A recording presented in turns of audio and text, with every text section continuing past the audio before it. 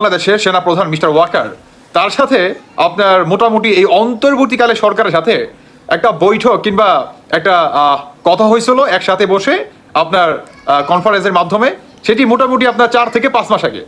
কিন্তু হঠাৎ করে আজকে কেন আমাদের বাংলাদেশের সেনাপ্রধান মিস্টার ওয়াকারের সাথে আমাদের অন্তর্বর্তীকালে সরকার প্রধান ডক্টর ইউনূস তিনি কেন গোপনভাবে একটা বৈঠক করলেন? এদিকে এবার যে কোনো সময় পদত্যাগ করবেন ডক্টর ইউনূস।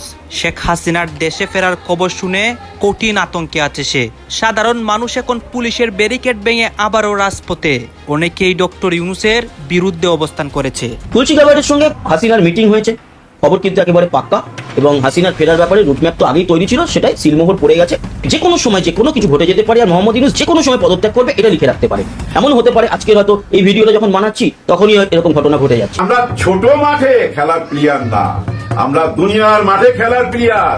পৃথিবীটাই আমাদের মাঠ, ছোট্ট জায়গায় খেলার প্লেয়ার না আমরা। সরাসরি বলছেন, আমরা বলতে কি বুঝাইছে? বাংলাদেশকে বুঝাইছে এবং ওনার নিজেকে বুঝাইছে। হ্যাঁ, ওনার নিজেকে বুঝাইছে, বাংলাদেশকে বুঝাইছে, আমাদেরকে বুঝাইছে। এখন ভারত তার এই ক্ষতিটাকে আর কন্টেইন করতে পারছে না, তাদের এই লস তারা আর মেনে নিতে পারছে না। তাদের এই নপুংসতা, চা বিক্রেতার চাকর বাকররা বাংলাদেশে আর কোথাও দাঁড়াতে পারছে না। আর মির্জা ফখরুল এবং তার আশেপাশে কতগুলো কুত্তার বাচ্চা হায়না হারামজাদা বসে আছে। আমেরিকার তুলসী গাবার তিনি আপনার বাংলাদেশের সাবেক প্রধানমন্ত্রী শেখ হাসিনা অতি দ্রুত তাকে প্রধানমন্ত্রী করেই বাংলাদেশে পুনরায় ফেরানোর একটা সম্ভাবনা আছে। যারা আওয়ামী লীগ করেন তাদের জন্য, সবার জন্য এটি আমি মনে করি এটি সুখবর। সুখবরটা হচ্ছে যে এরকম ইউনূসের বিদায় হয়ে গেছে। ইউনূসের বিদায়ের লাশের উপরে শেষ প্যারাকটা যে ঠুকবে সেটা হচ্ছে পলকাপুর। ইউনূসের মৃত্যু হয়েছে, ওই দিন ইউনূসের বিদায় ঘন্টা বেজে গিয়েছে। শত কোটি টাকার ধান্দা রে ভাই, ধান্দা। উপদেষ্টা আসিফ মাহমুদকে নিয়ে শত শত কোটি টাকার ধান্দা বাণিজ্য করছে এই কথিত উপদেষ্টারা। আওয়ামী লীগের মতো, শেখ হাসিনার মতো রাজনীতিবিদ বাংলাদেশে এখনো হয় না। আর আওয়ামী লীগের সাথে শেখ হাসিনার সাথে ম্যাটিকুলাস ডিজাইন, মানে অতি যত্ন সহকারে আপনার কি বলে পরিকল্পনা করবেন, তাহলে আওয়ামী লীগ কোন ধরনের পরিকল্পনা? দারুণ খেলা দেখালেন ডক্টর ইউনূস। ক্ষমতায় থাকবেন আরো 4 বছর। এর পেছনে দুটো কারণ রয়েছে। দুটো বিষয় অসাধারণভাবে বাংলাদেশের মানুষকে মন জয় করেছে। প্রথমত, ডক্টর ইউনূস কি এবং কত বড় মাপের জিনিস তিনি নিজেই জানিয়ে দিলেন। চালাকি বন্ধ করো, নাইলে। গাইস, এতক্ষণ দেখলেন আজকের ভিডিও শিরোনাম, আর এখন দেখবেন বিস্তারিত। ইতিমধ্যে আজকের ভিডিও শিরোনাম দেখে কিন্তু বুঝতেই পারছেন আজকের খবরটা কতটা গুরুত্বপূর্ণ। দয়া করে কেউ স্কিপ করবেন না। যদিও বর্তমান বাংলাদেশের রাজনীতির অবস্থা বিশাল ভয়াবহ, আপনারা ভিডিও স্কিপ করে দেখলে খবরের কিছুই বুঝতে পারবেন না। যাই হোক বন্ধুরা, আজকের খবর নিয়ে আমরা পর্যালোচনা এবং তদন্ত করে বেশ কয়েকটি খুবই গুরুত্বপূর্ণ তথ্য এবং ভিডিও ফুটেজ পাই, যা আজকের ভিডিওতে সেগুলোই এক এক করে ধারাবাহিক তুলে ধরবো। যদিও আজকের ভিডিওটা কিছুটা লং হতে পারে, তবে আজকের ভিডিও জানতে পারবেন এমন কিছু অজানা গোপন তথ্য যা জানলে আপনিও ইতিমধ্যে অবাক হতে বাধ্য। সেই সাথে আরো জানতে পারবেন বর্তমান বাংলাদেশের রাজনীতির প্রেক্ষাপট আসলে কোন দিকে যাচ্ছে। বন্ধুরা চলুন ভিডিওতে আজকের বেশি কথা বাড়াবো না, সরাসরি আজকে আমরা চলে যাব মূল ভিডিওতে। আমাদের বাংলাদেশের অন্তর্বর্তীকালে সরকার প্রধান ডক্টর ইউনূস তার জন্য আমেরিকা থেকে একটা উপহার আসতেছে। অলরেডি উপহারটা চলে আসছে। আপনারা অনেকেই জানেন আমাদের বাংলাদেশের সেনাপ্রধান মিস্টার ওয়াকার তার সাথে আপনার মোটামুটি এই অন্তর্বর্তীকালে সরকারের সাথে একটা বৈঠক কিংবা একটা কথা হয়েছিল একসাথে বসে আপনার কনফারেন্সের মাধ্যমে, সেটি মোটামুটি আপনার 4 থেকে 5 মাস আগে।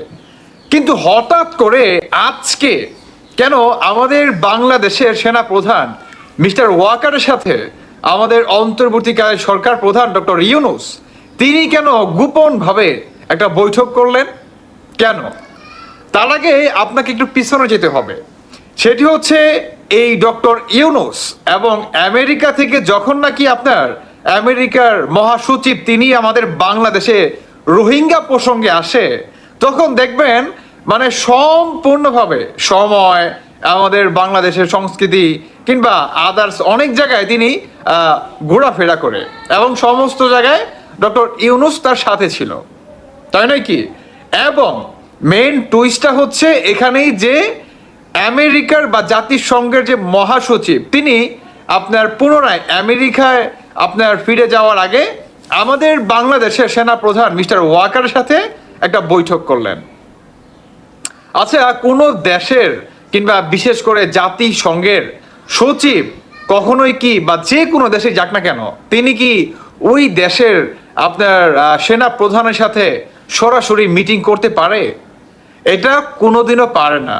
শুধু আমাদের বাংলাদেশের ক্ষেত্রেই প্রথম হলো। কেন হলো? কারণ আমাদের বাংলাদেশের অন্তর্বর্তীকালে সরকার, অন্যদিকে আপনার ওই যে তুলসী যে বর্তমান যে নাড়াচাড়া দিছে, আর ডোনাল্ড ট্রাম্প তিনি তো বলছেই যে বাংলাদেশে যে 29 মিলিয়নের মাধ্যমে যে একটা জঙ্গিবাদী মৌলবাদী কিংবা আপনার পাকিস্তানি সেই হানাদার বাহিনীরা বা বিশ্বের ভিতরে যে 2 নাম্বার র্যাঙ্কিংয়ে মাফিয়া গোষ্ঠী, সন্ত্রাসী গোষ্ঠী পাকিস্তানি বা এদের যে আপনার বীজগুলা বাংলাদেশে একটা জঙ্গি হামলা করছে, এবং এটাকে আমরা একেবারে মানে কি বলে 0 থেকে একদম মনে করেন 100 পর্যন্ত আমরা তদন্ত করে দেখব বা পুরো বিষয়টা আমরা খতিয়ে দেখব। আর বর্তমান এর জন্যই আপনার জাতিসংঘের মহাসচিব তিনি আপনার সম্পূর্ণ তার যে সফরটা ছিল সেটা শেষ করার আগে আমাদের বাংলাদেশের সেনা প্রধান মিস্টার ওয়াকারের সাথে তিনি মনে করেন একটা বৈঠক করলেন, এবং সেই বৈঠকের পরেই আপনার এই অন্তর্বর্তীকালে সরকার প্রধান ডক্টর ইউনূস তার সাথে একটা বৈঠক হলো। আচ্ছা, সেই বৈঠকটা কি আপনার সেনা প্রধান তার নিজের ইচ্ছা অনুযায়ী করলো, নাকি আপনার ডক্টর ইউনূস তাকে ডাকাইলো? কোনটা বলেন তো? আপনার সেনা প্রধান মিস্টার ওয়াকার তিনি মনে করেন আমাদের বাংলাদেশের অন্তর্বর্তীকালকে ডাকাইছে এবং তার সাথে বৈঠক করছে। আচ্ছা, সেখানে মহাসচিব মিস্টার তিনি আসলে কেন আমাদের বাংলাদেশের সেনা প্রধানের সাথে বৈঠক করছে? কারণ আমাদের বাংলাদেশে আপনার যে একটা জঙ্গি হামলা করছে, আপনার সংখ্যালঘুদের উপর আক্রমণ, পুলিশ গণহত্যা, পরে 5 আগস্টের পর থেকে এখন পর্যন্ত বাংলাদেশে আপনার মা বোনদের উপরে ইজ্জতের উপরে আক্রমণ, মানে এই যে একটা মনে করেন অরাজকতা প্রতিনিয়ত চলমান, কিংবা বাংলাদেশে যে একটা আপনার জঙ্গিবাদীর হামলা, অন্যদিকে তুলসী গাবার্ড তিনিও কিন্তু এটা নিয়ে চরম ভাবে মনে করেন বর্তমান নাড়াচাড়া দিয়ে দিছে। আর এই তুলসী গাবার্ডের পরিচয় কি? তিনি হচ্ছে আপনার প্রেসিডেন্ট ডোনাল্ড ট্রাম্পের একটা যে কমিটি আছে সেই কমিটির অত্যন্ত একটা মূল্যবান একজন মনে করেন সদস্য। কল্পনা করতে পারেন বর্তমান আমাদের বাংলাদেশে ভাই চরম ভাবে মানে গভীর থেকে আসলে এই ধরনের আপডেট যদি না আসে তাহলে বলা খুবই দায়। কারণ বর্তমান আমাদের বাংলাদেশের অন্তর্বর্তীকালে সরকার কিংবা সরকারের আশেপাশে যে বাজারা বৈশা রয়েছে, দেখবেন কথায় কথায় এখন তারা বলে না যে আওয়ামী লীগ নিষিদ্ধ, কথায় কথায় এখন তারা বলে না যে স্বৈরাচার, তারা দেখবেন এখন একটা কথাই বলে যে যেই পর্যন্ত আপনার জুলাই মাসের গণহত্যার বিচার না হবে সেই পর্যন্ত বাংলাদেশে কোনো নির্বাচন হবে না। তারা এই একটা কথাই বর্তমান বলতেছে। তারা একটা কথা কেন বলতেছে? কারণ বাংলাদেশের মানুষের সেন্টিমেন্টকে নিয়ে তারা খেলতেছে। তারা যে বর্তমান বুঝে গেছে যে আমাদের যে দুর্নীতি, যে জঙ্গিবাদী এরা বা এইটা বহির্বিশ্বে প্রকাশ আস্তে আস্তে হওয়া শুরু করছে, বা বাংলাদেশের মানুষও আমাদের বিপক্ষে যাওয়া শুরু করছে। এটার জন্যই তারা বর্তমান এই একটা স্লোগান দিচ্ছে যে যেই পর্যন্ত জুলাই মাসের আপনার শহীদদের বিচার বা গণহত্যার বিচার না করা হবে সেই পর্যন্ত বাংলাদেশে কোনো নির্বাচন বা কোনো কিছুই হবে না। আর একটা হচ্ছে সংস্কার। এই দুইটা জিনিস মনে করেন বা এই দুইটা জিনিসের ওসিলায় তারা বর্তমানে এখন তোরই আপনার গান গেয়ে যাচ্ছে। কিংবা সবচেয়ে মজার বিষয় হচ্ছে আমাদের বাংলাদেশের সেনাবাহিনী প্রধান মিস্টার ওয়াকার তিনি আপনার ডক্টর ইউনূসকে চরম ভাবে মনে করেন সতর্কবার্তা করে দেন, চরম ভাবে যে আপনি বা আপনার সরকার এখন পর্যন্ত ব্যর্থ, একদম টোটালি ব্যর্থ। আপনারা যদি এখন পর্যন্ত বাংলাদেশে শান্তি ফিরিয়ে না আনতে পারেন কিংবা আপনাদের সমন্বয়ক বা উপদেষ্টা যে বা যারা আছে তারা যদি নিজেদের ভিতরে আপনার কামড়াকামড়ি বা লুটপাট বন্ধ না করে তাহলে আমরা ক্ষমতা হাতে নিতে বাধ্য হব। আসলে এই প্রেসার ক্রিয়েটটা কেডা করে? জাতিসংঘ থেকে ডিরেক্ট আমাদের বাংলাদেশের সেনাপ্রধান মিস্টার ওয়াকারকে করে যে সম্পূর্ণ কিছু, তাহলে তো আপনার দায়ভার তো মিস্টার ওয়াকারকে মনে করা হবে। আর এই ওয়াকারও কিন্তু পার পেয়ে যাবে না, কারণ আমাদের বাংলাদেশে যে একটা জঙ্গি হামলা হয়েছে, বা প্রতিনিয়ত যদি আপনি দেখেন এখন বর্তমান জঙ্গিরা মানে আপনার ইলিয়াস থেকে বা পিনাকি যে বাজার আছে, দেখবেন এরা বর্তমান নিজেদের ভিতরে মনে করেন কামড়াকামড়ি শুরু হয়ে গেছে। আজকে অরে নিয়ে কথা বলে, কালকে বলে অর মুখোশ উন্মোচন করে, কালকে অর মুখোশ উন্মোচন করে, মানে কে কার মনে করেন মুখোশ বর্তমান উন্মোচন করবে জাতির সামনে, তারা নিজেরাই মনে করেন কামড়াকামড়ি শুরু হয়ে গেছে। কারণ বর্তমান এই অন্তর্বর্তীকালে সরকারের যে বা যারা উপদেষ্টা আছে তারা প্রত্যেককে মনে করেন লুটপাটে ব্যস্ত, প্রত্যেককে। এবং এটা নিয়েই যারা নাকি বিদেশ থেকে প্রতিনিয়ত বাংলাদেশকে অস্থিতিশীল করার চেষ্টা করছে, তারা আসলে ওইভাবে আপনার যে ভাগ আছে, যে একটা পাত আছে, সেটা আসলে সমানভাবে মনে হয় পাচ্ছে না। এটার জন্যই একের পর এক একজনে তাদের মুখোশ উন্মোচন করা মনে করেন শুরু করে দিছে। তবে দেখার বিষয় হচ্ছে প্রধান মিস্টার ওয়াকার, তিনি দেখবেন অচিরেই এই অন্তর্বর্তীকালে সরকার তিনি যদি তার নিজের ভূমিকা কিংবা আপনার একটা সাধারণ ভূমিকা বা কোনো দলের না, কোনো আপনার নির্ধারিত কোনো মানুষের না, মানে নিঃস্বার্থে তিনি যতক্ষণ না পর্যন্ত বাংলাদেশের আপনার হয়ে কাজ না করবে, দেখবেন হুট করে বা চুট করে দেখবেন শেখ হাসিনা তো বাংলাদেশে আসবেই, আর এই সেনা প্রধান মিস্টার ওয়াকার তিনিও ক্ষমতা হাতিয়ে নিয়ে নিবে। এটাও আপনারা দেখতে পারবেন।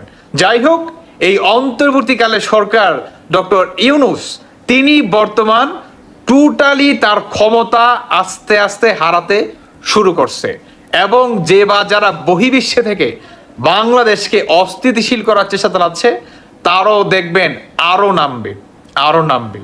তারা নামতে নামতে দেখবেন একে অপরের কিংবা এই আন্দোলনটা কিসের ভিত্তিতে হয়েছে, কোঠা না মেধা নাকি আপনার এই কোঠার নামে পুনরায় এই পূর্ব পাকিস্তানকে মানে পাকিস্তানে রূপান্তরিত করা, দেখবেন সবই তাদের নিজের মুখ থেকে মনে করেন স্বীকার করবে জাতির সামনে অচিরেই।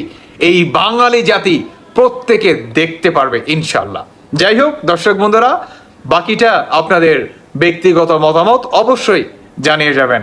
আর আমাদের বাংলাদেশে অচিরেই দেখবেন একটা মানে রাজনীতি বা এই অন্তর্বর্তীকালে সরকার যত গোয়েন্দা সংস্থা আছে সবগুলোর ডিরেক্টর তুলসী গাবার্ড ভারত সফর করছেন।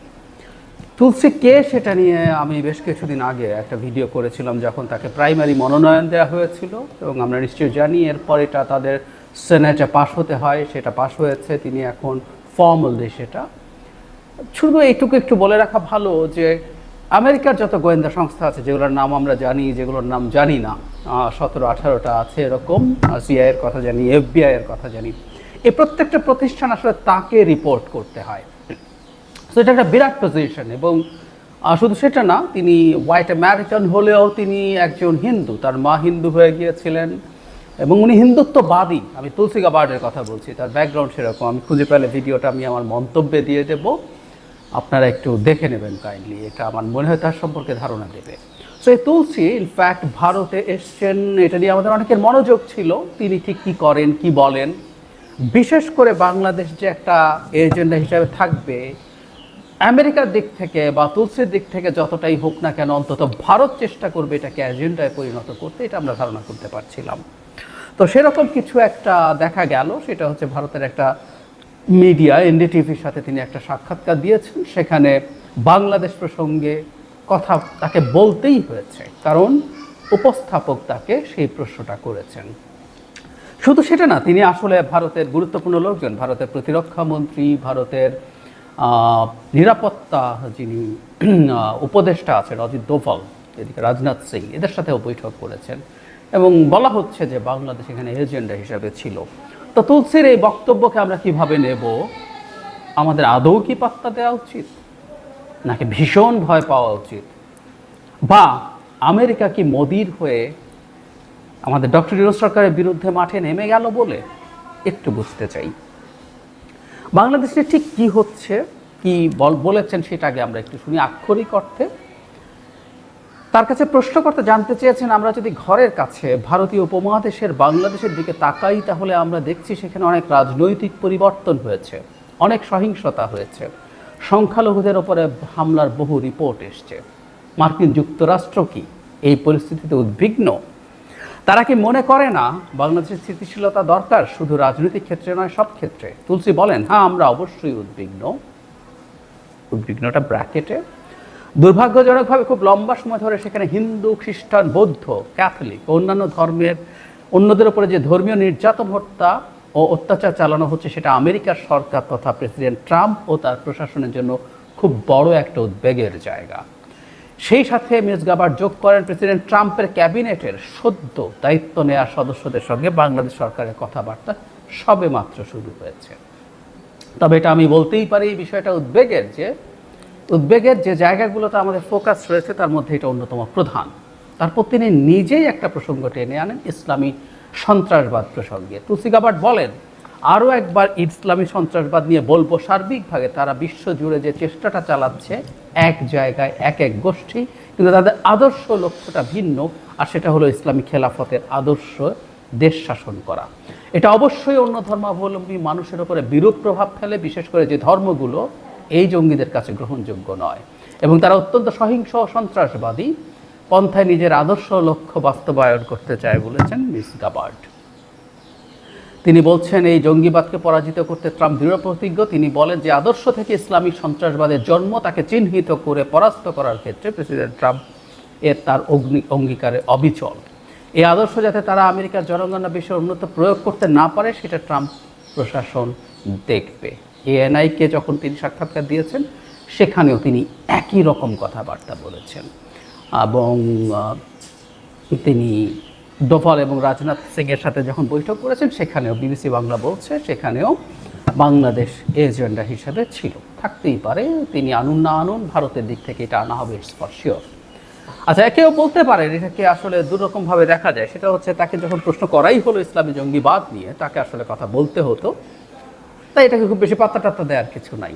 এবং আমাদের ডক্টর ইউনূস সরকার আমেরিকানদের সাথে এনগেজ করছেন। তিনি ইলন মাস্ককে স্টারলিংকের ব্যবসা দিচ্ছেন বাংলাদেশে ডেকে আনছেন। ইলন মাস্ক সম্পর্কে আমরা জানি, is very powerful in Trump administration, he'll manage everything. এছাড়াও তার নিশ্চয়ই আরও অনেক যোগাযোগ আছে, যোগাযোগ করছেন, এটা একটা দিক। আবার ভীষণ ভয়ের ব্যাপার কেউ বলতে পারেন যে তুলসী গাবার্ড এভাবে কথা বলেছেন, উই শুড বি ফ্রাইটেন্ড, কারণ এটা ফর শিওর যে আমেরিকা, অন্তত ট্রাম্পের কথা বলছি, তিনি ইসলামোফোব মানুষ, সুতরাং ইসলাম একটা সংকট তার জন্য হবে। আসলে আমরা কিভাবে দেখব? আমি ব্যক্তিগতভাবে মনে করি যেটা মাঝামাঝি একটা জায়গায় আমাদের থাকা উচিত। আমি সিরিয়াসলি বিশ্বাস করি তুলসী গাবার্ডের ওপরে ভারতের বর্তমান ক্ষমতাসীনদের খুব বড় প্রভাব আছে। তিনি হিন্দুত্ববাদী, আমি হিন্দুত্ববাদী তুলসী গাবার্ডকে বলছি, এবং তিনি ইসকনের অ্যাক্টিভ সদস্য। তার সাথে দীর্ঘদিন থেকে সম্পর্ক ছিল ভারতের ক্ষমতাসীনদের এবং আরএসএসের। তার বিয়েতে আরএসএস গুরুত্বপূর্ণ অংশগ্রহণ করেছে, মোদির সাথে ঝাড়ু দিতে এসছেন। মোদি যখন আমেরিকায় গেলেন, তিনি তার ইন্টারভিউতে বলছেন, জাস্ট শপথ নিয়ে তিনি মোদির সাথে দেখা করতে গেছেন, এই কয়েকদিন আগের কথা। সো ভারত চাইলে তুলসীকে দিয়ে অনেক প্রভাব বিস্তার করতে পারবে। নট অনলি দ্যাট, ভারতীয় অনেক বংশোদ্ভূত আছেন, ট্রাম্পের প্রশাসনে যোগ দিয়েছেন। এফবিআইয়ের প্রেসিডেন্ট যিনি হয়েছেন cash Patel. Not only that, south Asian ডেস্কে যিনি আসতে যাচ্ছেন, তিনি এখনও ফাইনালাইজড হননি এবং সেনেট হিয়ারিং শেষ হয়নি, তিনিও ভারতীয় বংশোদ্ভূত। সো হতে পারে, এবং তার কিছুটা আলামত তো আমরা দেখেছি নির্বাচনের সময়। ট্রাম্প, আমেরিকান নির্বাচনের কথা বলছি, ট্রাম্প তার এক্স হ্যান্ডেলে বাংলাদেশের সংখ্যালঘু নির্যাতন নিয়ে খুবই টাফ ধরনের একটা স্টেটাস দিয়েছেন। এখন খেয়াল করব, আরেকটা জিনিস একটু স্মরণ করিয়ে দেয়, যারা আমাকে নিয়মিত শোনেন তাদের মনে থাকার কথা। মোদি যখন আমেরিকাতে গেলেন, তখন ট্রাম্পের সাথে তার একটা যৌথ সংবাদ সম্মেলন হয়েছিল। সেই সংবাদ সম্মেলনে ট্রাম্প সারা বিশ্বের বিভিন্ন জায়গায় সন্ত্রাসবাদ দমনে কাজ করবেন, এবং আমাদের এই অঞ্চলে সন্ত্রাসবাদ দমনের জন্য তিনি মোদির সাথে একসাথে কাজ করতে চান। ইসলামী সন্ত্রাসবাদ, মানে তারা সন্ত্রাসবাদ বলতে ইসলামী সন্ত্রাসবাদী বুঝবেন, এটাই নিয়ম।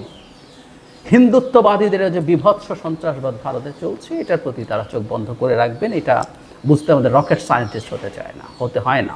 আমি একটা স্মৃতি আপনাদের মনে করিয়ে দেই, একটা ঘটনা। ট্রাম্প যখন আগের বার প্রেসিডেন্ট ছিলেন, তিনি যখন দিল্লি সফর করছিলেন, ভারত সফর করছিলেন, তখন সিটিজেনশিপ যে অ্যামেন্ডমেন্ট অ্যাক্ট আছে সেটার প্রতিবাদে প্রায় দাঙ্গা পরিস্থিতি বিরাজ করছিল দিল্লিতে। একটা সুশব্দ ট্রাম্প ওটা নিয়ে করেনি, কারণ ওখানে মুসলমান এবং অন্যরা মার খাচ্ছিল, হিন্দুরা মার দিচ্ছিল মূলত।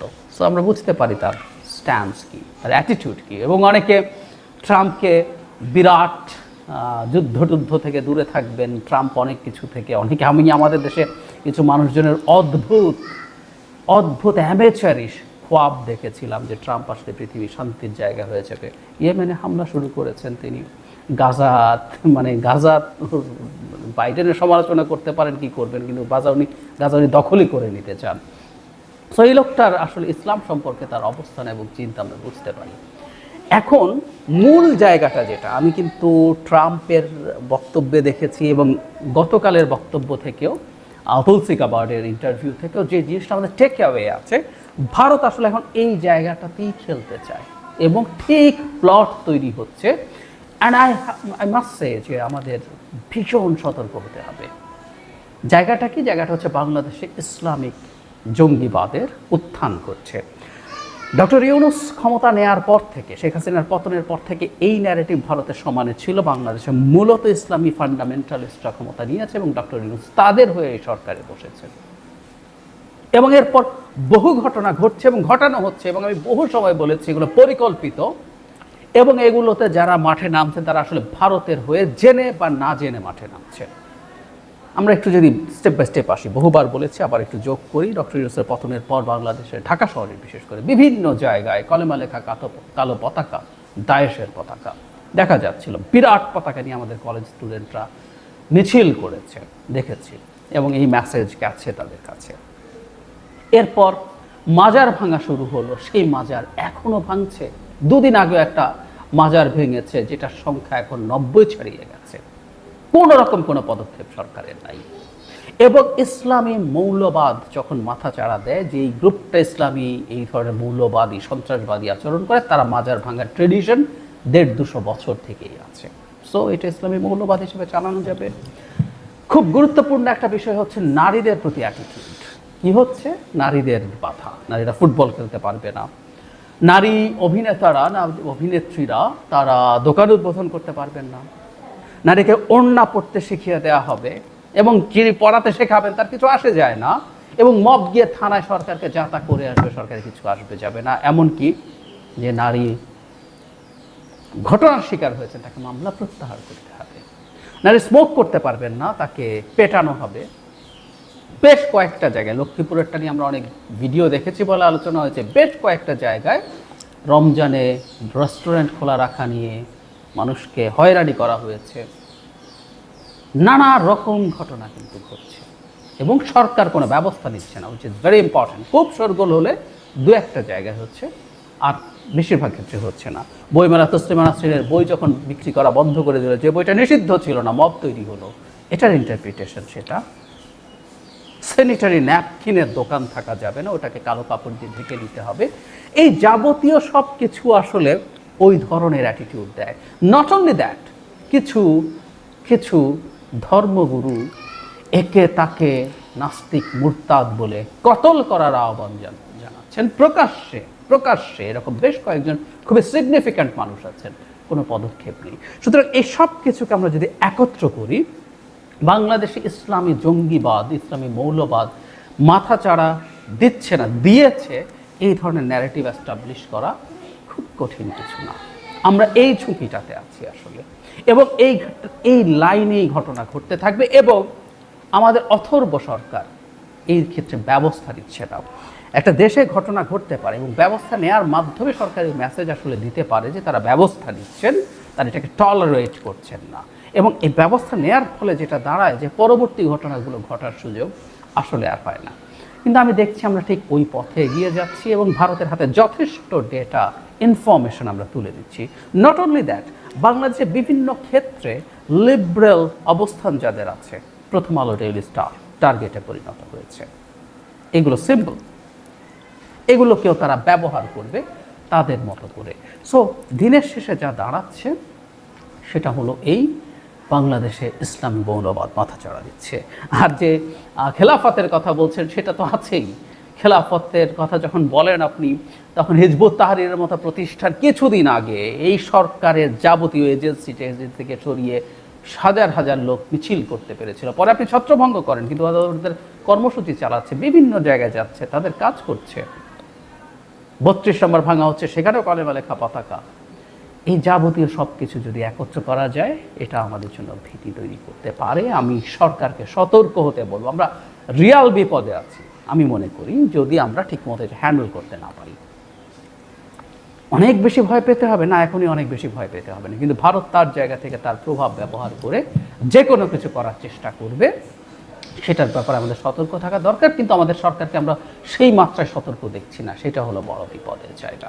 তুলসী গাবারদের মতো মানুষের কাছ থেকে, মানে তার দিক থেকে আসা বিপদ সম্পর্কে সচেতন থাকতে হবে, সেই বিপদকে ঠেকানোর জন্য ব্যবস্থা নিতে হবে, সেটা না হলে আসলে ঝামেলা আছে। সুতরাং তার এই বক্তব্যকে অনেক বেশি ভীত হওয়ার মতো কিছু মনে করি না, আবার এটাকে তড়ি মেরে উড়িয়ে দেব এটাও মনে করার কিছু নেই। She is very powerful and উনি হিন্দুত্ববাদী, এটা মনে রাখতে হবে। বিএনপি, মির্জা ফখরুল, ছাত্রদল, আওয়ামী লীগের মিত্রদের পক্ষে নজিরবিহীন ঘটনা ঘটিয়েছে। আমরা এর তীব্র নিন্দা ও প্রতিবাদ জানাবো। আসুন আপনারাও সবাই প্রতিবাদ করুন। দর্শক, যারা ডক্টর ইউনূস সরকারকে বেকায়দায় ফেলতে পুলিশের উপর হামলা করে, নৃশংসভাবে হামলা করে, তারা কারা? তারা শাহবাগী। তারা কারা? তারা গণজাগরণ মঞ্চের স্লোগানদাতা, সেই লাকি আক্তাররা, যারা বাংলাদেশে ফেসিবাদের ভিত্তিপ্রস্তর স্থাপন করেছেন। শাহবাগ থেকেই তো ফেসিবাদ, মাহমুদুর রহমানের সেই ঐতিহাসিক শিরোনাম, শাহবাগ থেকে ফেসিবাদের পদধ্বনি শোনা যায়। ফেসিবাদটা কিন্তু শাহবাগ থেকে এসেছে, গণভবন থেকে নয়। ফেসিবাদের কালচারাল বা ন্যারেটিভ নির্মাণ এটা শাহবাগ থেকে হয়েছে।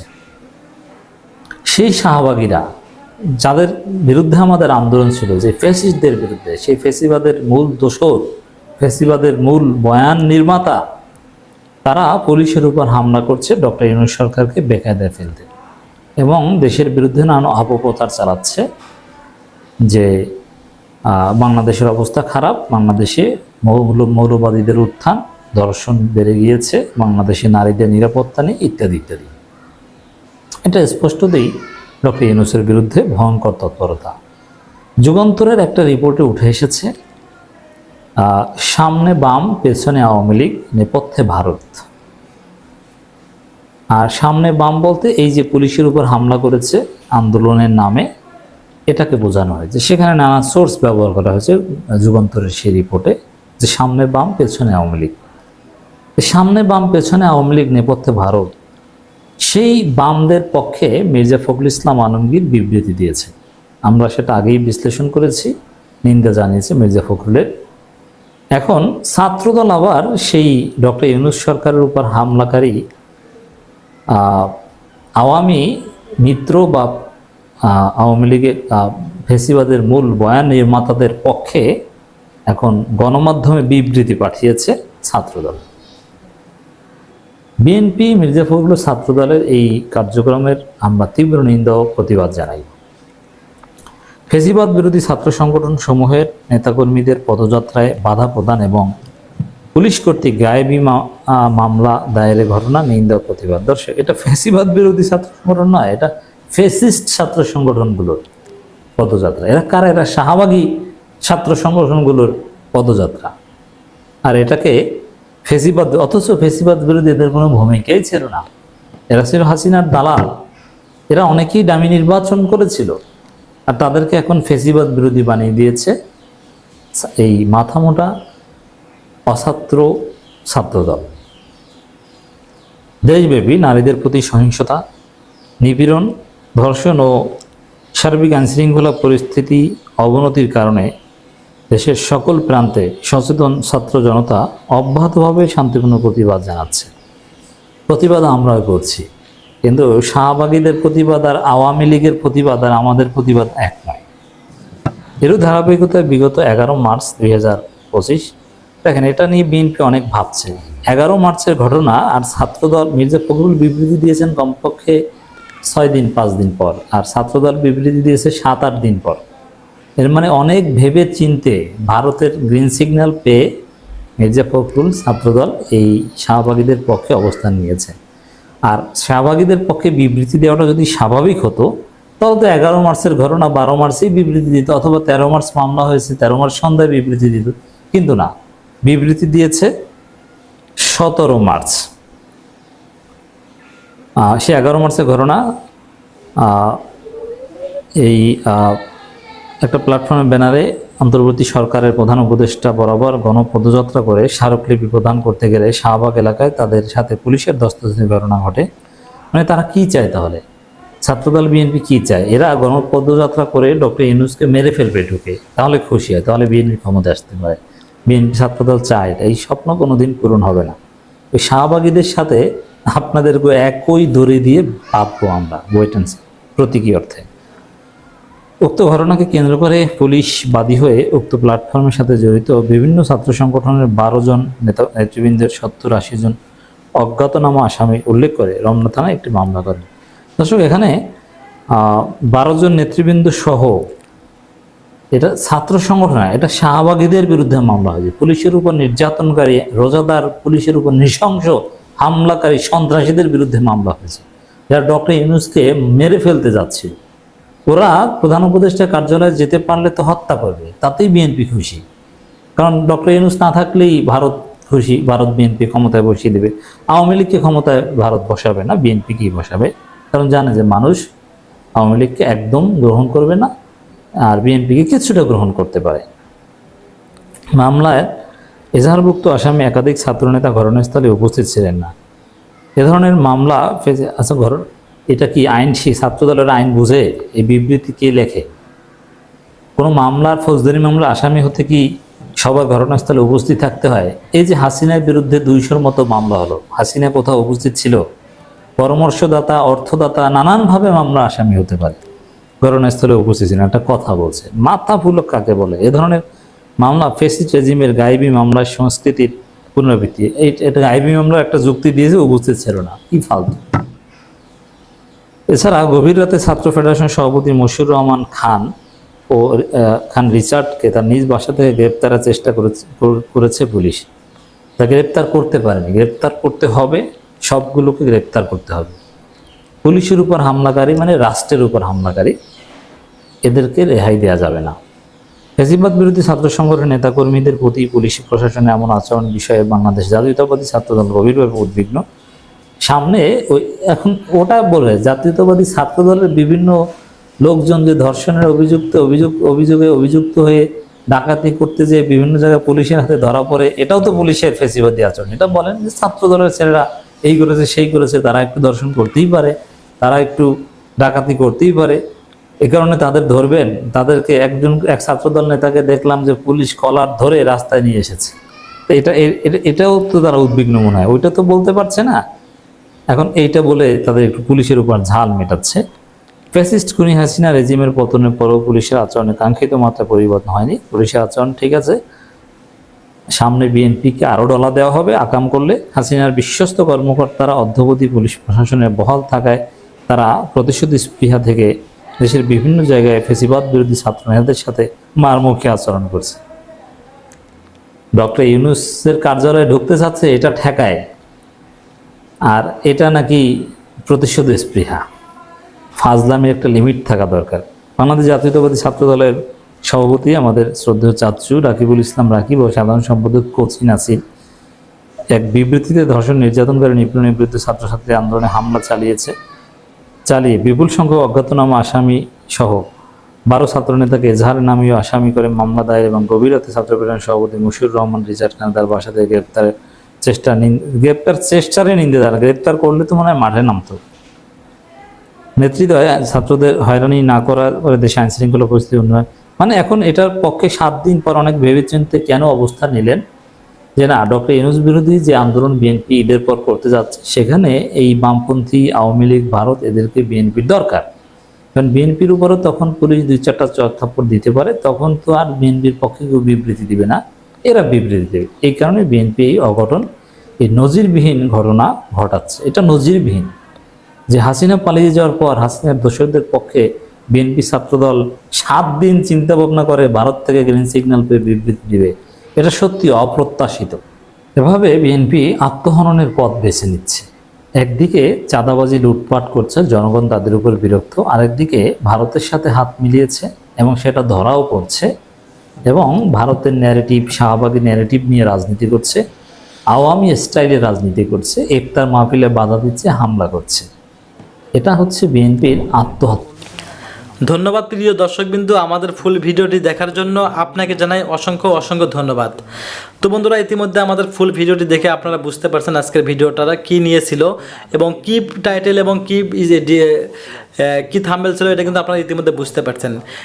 এই সমস্ত বিষয় নিয়ে আপনাদের কী মন্তব্য অবশ্যই কমেন্ট বক্সে কমেন্ট করতে ভুলবেন না। আর হ্যাঁ, এমন নিত্য নতুন আপডেট খবর সবার আগে পেতে চাইলে এখনই আমাদের এই পিচ্চি সাকিব ইউটিউব চ্যানেলটি কিন্তু সাবস্ক্রাইব করতে ভুলবেন না। বন্ধুরা, ভিডিওতে আমরা নিজস্ব কোনো কথা বলা হয় না, যা কিছু দেখছেন, যা কিছু শুনছেন সব কিছু কিন্তু সোশ্যাল মিডিয়া থেকে নিয়ে সংগ্রহ করা। ধন্যবাদ।